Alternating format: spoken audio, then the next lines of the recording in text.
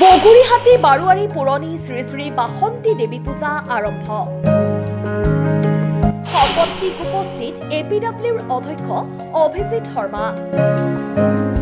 5 দিনীয়া বৰ্ণাঢ্য কাৰ্যসূচীৰে আৰম্ভ হৈছে বগুড়িহাটী বাৰুৱাৰী পুৰণি শ্ৰী শ্ৰী বাসন্তী দেৱী পূজা।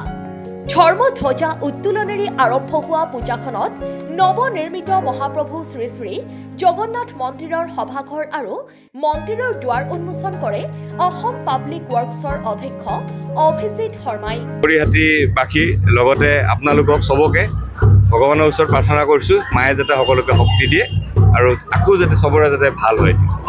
এইটো মানে আচলতে মায়ে মাতি আনিছে। মাক হয়তো কৈছে, মায়ে হয়তো কমিটিক কৈছে যে এইবাৰ অভিজিত শৰ্মাক মাত। মই ভাগ্যৱান, আচলতে মোৰ নিচিনা ভাগ্যৱান আজিৰ দিনটোত থাকে কোনো নহয় যে বগুড়িহাটীৰ মন্দিৰৰ দুৱাৰ উন্মোচন কৰিব পাইছোঁ মই। ধৰ্মবন্তী প্ৰজ্বলন কৰে অভিজিত শৰ্মাৰ সহধৰ্মিনী কল্পনা শৰ্মাৰ লগতে স্থানীয় আয়তীসকলে। স্থানীয় আয়তীৰ দ্বাৰা নাম প্ৰসংগ, ৰৌমাৰী গোপাল সেৱক ঢুলীয়া দলৰ দ্বাৰা ঢুলীয়া প্ৰদৰ্শন কৰে।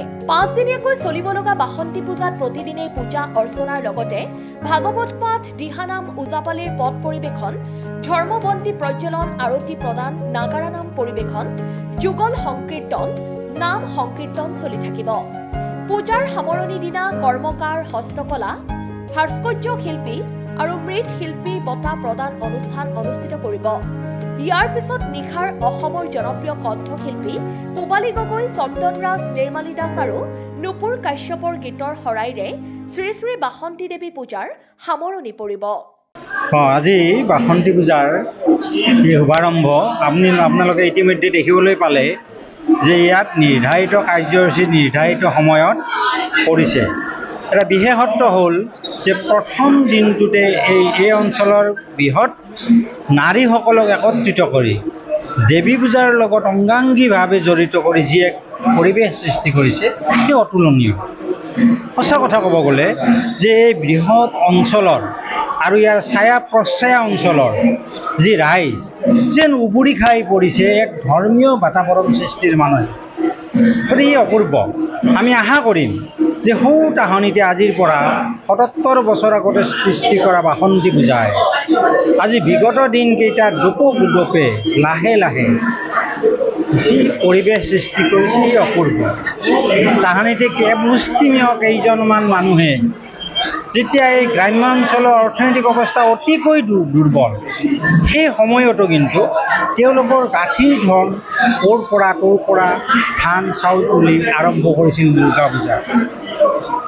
উত্তৰ পুৰুষসকলে সেই দুৰ্গা পূজাক অধিক সক্ৰিয় আৰু জাগৃত কৰাৰ কাৰণে লাহে লাহে লাগিছে আৰু ই এতিয়ালৈকে ৰূপালী জয়ন্তী, সোণালী জয়ন্তী, মহাৰজত জয়ন্তী পালে। এই অঞ্চলৰ ৰাইজৰ এই বৃহৎ অঞ্চলত এটা ধৰ্মীয় বাতাবৰণ সৃষ্টি কৰাত যি ভূমিকা গ্ৰহণ কৰে আমি দেখিছোঁ বগুড়িহাটী শ্ৰী শ্ৰী বাসন্তী মন্দিৰে এক ধৰ্মীয় বাতাবৰণ সৃষ্টি কৰিছে। আজি ইয়াত প্ৰতি ঘৰত প্ৰতিজন মানুহে দূৰ দূৰণিৰ পৰা আহিছে, চাকৰি সূত্ৰে হওক, কৰ্মসূত্ৰে হওক দূৰত আছে, কিন্তু এইকেইদিন যেন বেলেগ চিন্তা নাই। বাসন্তী পূজা আমি কাৰ্যসূচী মানে এই পূজাৰ লগত আজি ঢুলীয়া আছে। সাইদুল ইছলাম আৰু শাহজাহান আলীৰ ৰিপৰ্ট, অসম টাইম। ঘৰত আনন্দ আৰু সম্পৰ্কৰ চমক বজাই ৰাখিবলৈ জৰুৰী হৈছে সকলো আনন্দময় মুহূৰ্তত মৰমৰ উপহাৰ দিয়াটো।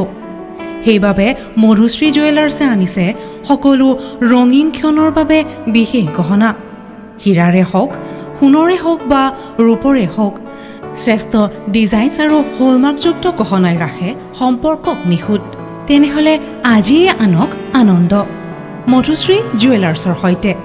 যোগাযোগ কৰক 7002800341 নাইবা ভিজিট কৰক LNB ৰোড, নলবাৰী, অসম।